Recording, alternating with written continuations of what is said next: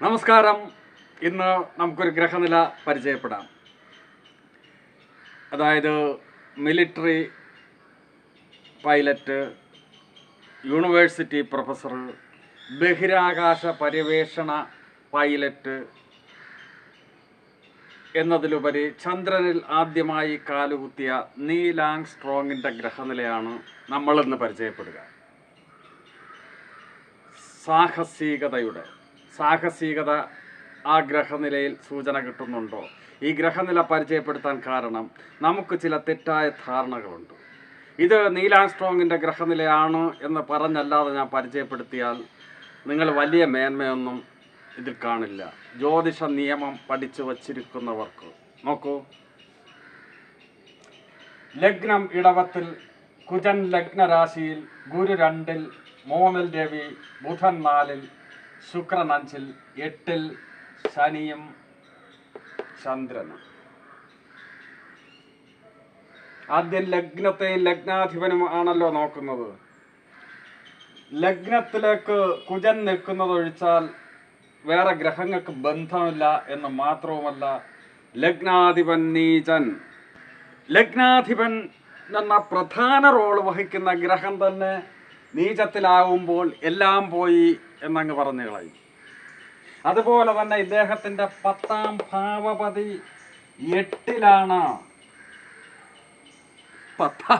8-ലേതെങ്കിലും ഗ്രഹം പോയാലും കുഴഞ്ഞു, 10ഉം കുഴഞ്ഞു എന്ന് പോയി പറയും. അതാണ് ഇത്തരം അനുഭവ ജാതകങ്ങളിട്ട് ഞാൻ പരിശോധിക്കപ്പെടുക. നമുക്ക് നോക്കാം. ധീരതയുടെയും സാഹസികതയുടെയും ആളാണല്ലോ കുജൻ. 3ാം ഭാവപതി 3-ൽ നിൽക്കുന്ന ഗ്രഹങ്ങൾ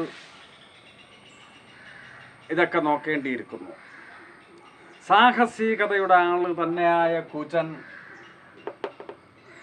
ലഗ്നരാശിയിൽ നിന്നുണ്ട്.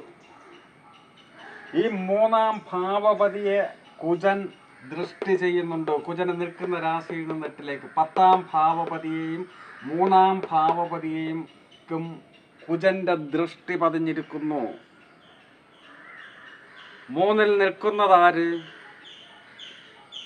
ഊർജസ്വലതയുടെയും പരാക്രമങ്ങളുടെയും കുജനെപ്പോലെ തന്നെ എടുത്തുചാട്ടങ്ങളുടെയും ആളായ രവി, 4ാം ഭാവപതി രവി 3-ൽ സ്ഥാനം പിടിച്ചിരിക്കുന്നു.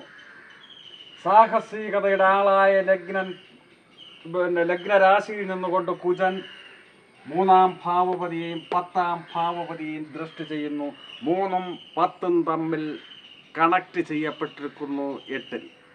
നിൽക്കുന്ന രാശിയിൽ നിന്ന് ഗുരുവിൻ്റെ 9-ലേക്കുള്ള ദൃഷ്ടി, ലഗ്നാൽ 10-ലേക്ക് ഗുരുവിൻ്റെ ദൃഷ്ടി, 10ാം ഭാവത്തിലേക്ക് 10ാം ഭാവപതിയുടെ ദൃഷ്ടി, 2ാം ഭാവപതി ബുധന്റെ ദൃഷ്ടി. ആ 2ാം ഭാവപതി ബുധനെയും കുജൻ ദൃഷ്ടി ചെയ്യുന്നു.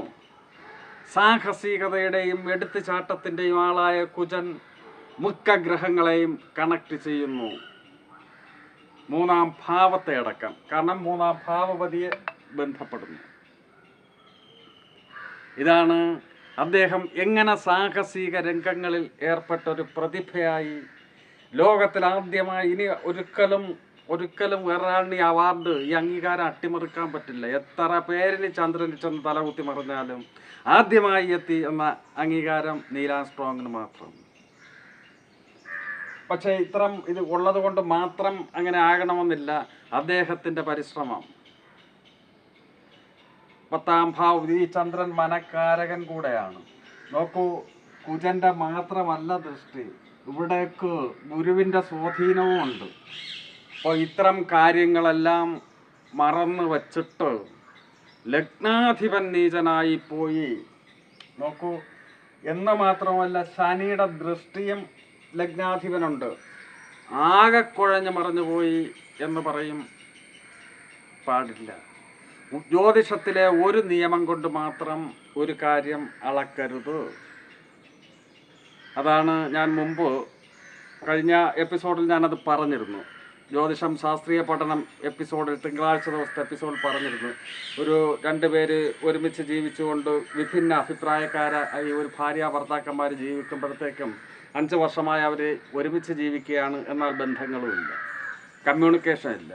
അപ്പോൾ അവർക്ക് ഒരുമിച്ച് ജീവിക്കാൻ സാധ്യത ഉണ്ടാകുമോ ഇല്ലയോ എന്ന് അതിലൊരാളുടെ മാതാവ് 2 പേരുടെ ഗ്രഹനില ഒന്ന് ഡിസ്കസ് ചെയ്യണമെന്നിട്ട് ഞാൻ ഡിസ്കസ് ചെയ്തു. അപ്പോൾ വന്ന ഒരു അഭിപ്രായം എന്ന് പറഞ്ഞാൽ ഏതോ ചില നിയമങ്ങൾ പറഞ്ഞുകൊണ്ട് ഇവരിന് യോജിക്കുകയില്ല. കമൻറ്റ് ബോക്സിൽ വന്ന അഭിപ്രായമാണ്. ഇത് പറയാൻ അങ്ങനെ പറയരുത്. വ്യത്യസ്തങ്ങളും വ്യതിരിക്തങ്ങളുമായ ഒരുപാട് സംഗതികൾ നോക്കിയിട്ടേ നമുക്ക് എന്തെങ്കിലും അഭിപ്രായം പറയാൻ പറ്റൂ. അപ്പോൾ ഈ വീഡിയോ ഇഷ്ടമായെങ്കിൽ ലൈക്ക് ചെയ്യുകയും ഷെയർ ചെയ്യുകയും ചെയ്യുക. നന്ദി.